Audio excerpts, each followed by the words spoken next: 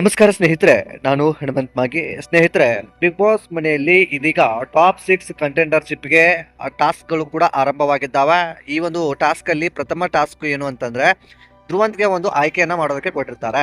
ಅಂದ್ರೆ ನಿನ್ನ ವಿರುದ್ಧವಾಗಿ ನೀನು ಯಾರನ್ನ ಬೇಕಾದ್ರೂ ಆಯ್ಕೆ ಮಾಡ್ಕೊಳ್ಬಹುದು. ಈ ಟಾಸ್ಕ್ ಅಲ್ಲಿ ಗೆದ್ದಿರ್ತಕ್ಕಂಥವ್ರು ಟಾಪ್ 6 ಕಂಟೆಂಡರ್ಶಿಪ್ಗೆ ಹೋಗುವಂತ ಅಥವಾ ಟಾಪ್ 6 ಕಂಟೆಂಡರ್ಶಿಪ್ ಅಲ್ಲಿ ಆಟ ಆಡುವಂತ ಅವಕಾಶ ಇರುತ್ತೆ. ಹಾಗಾಗಿ ನಿಮ್ಮ ಆಯ್ಕೆ ಯಾರು ಅಂತ ಕೇಳಿರ್ತಾರೆ. ಆ ಒಂದು ಸಂದರ್ಭಕ್ಕೆ ಧ್ರುವಂತ್ ಆಯ್ಕೆ ಮಾಡಿಕೊಂಡಿರ್ತಕ್ಕಂಥದ್ದು ಗಿಲ್ಲಿ ಸಾಕಷ್ಟು ಏನೇನೆಲ್ಲ ಬಿಲ್ಡಪ್ ಗಳನ್ನ ಕೊಟ್ಕೊಂಡ್ ಬಂದಿದ್ದಾನೆ. ಇವತ್ತು ತಾಕತ್ತಿದ್ರೆ ನನ್ನ ವಿರುದ್ಧ ಫೇಸ್ ಮಾಡಿ ಗೇಮ್ನ ಗೆದ್ದು ಅವನು ತನ್ನ ತಾಕತ್ತು ಅಥವಾ ಬರೀ ಮಾತುಗಳನ್ನ ಹೇಳ್ಕೊಂಡು ಬಂದಿದ್ದಾನೆ. ಸೊ ಅವನು ಪ್ರೂವ್ ಆಗಲಿ ಅಥವಾ ಇಲ್ಲ ನಾನು ಪ್ರೂವ್ ಆಗಲಿ, ಇಬ್ಬರಲ್ಲಿ ಒಬ್ರು ಪ್ರೂವ್ ಆಗಬೇಕು ಅನ್ನೋ ಕಾರಣಕ್ಕೆ ಅವನು ಆಯ್ಕೆ ಮಾಡ್ಕೊಳ್ತಾರೆ. ಸೊ ಈ ಒಂದು ಗೇಮಲ್ಲಿ ಈ ಒಂದು ಗಿಲ್ಲಿಗೆ ಹೀನಾಯವಾದಂಥ ಸೋಲು ಆಗಿಬಿಡುತ್ತೆ. ಸೊ ಲೈವ್ ಅನ್ನ ಗಮನಿಸ್ತಾ ಇರುವಂಥ ವ್ಯಕ್ತಿಗಳಿಗೆ ಗೊತ್ತಿರುತ್ತೆ ಅಂತ ಅಂದ್ಕೊಳ್ತೀನಿ.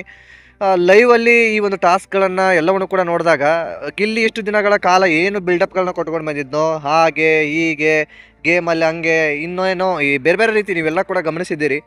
ಸೊ ಆ ಎಲ್ಲ ಬಿಲ್ಡಪ್ಗಳು ಕೂಡ ಈ ಒಂದು ಟಾಸ್ಕಲ್ಲಿ ಧ್ರುವಂತ್ ಅವನನ್ನು ಹಿಂದಿಕ್ಕಿ ಬಿಡ್ತಾನೆ. ಅವನಿಗೆ ಒಂದು ರೀತಿಯಲ್ಲಿ ಮುಖಭಂಗವೂ ಕೂಡ ಹಾಗೆ ಬಿಡುತ್ತೆ. ಸೊ ಈ ಒಂದು ಟಾಪ್ 6 ಕಂಟೆಂಡರ್ಶಿಪ್ಪಿಂದ ಈಗ ಗಿಲ್ಲಿ ಹೊರಗಡೆ ಉಳ್ಕೊಂಡಿರ್ತಕ್ಕಂಥದ್ದು.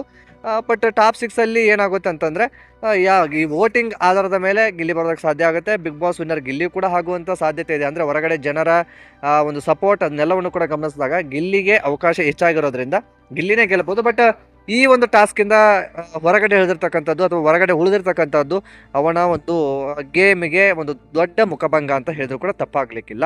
ಸೊ ಈ ಕುರಿತಾಗಿ ನಿಮ್ಮ ಅನಿಸಿಕೆಯನ್ನು ಕಾಮೆಂಟ್ ಮಾಡಿ, ಈ ವಿಡಿಯೋನ ನಿಮ್ಮ ಫ್ರೆಂಡ್ಸ್ಗೂ ಕೂಡ ಶೇರ್ ಮಾಡಿ. ಮತ್ತೆ ಮುಂದಿನ ವಿಡಿಯೋದಲ್ಲಿ ಸಿಗೋಣ. ನಮಸ್ಕಾರ.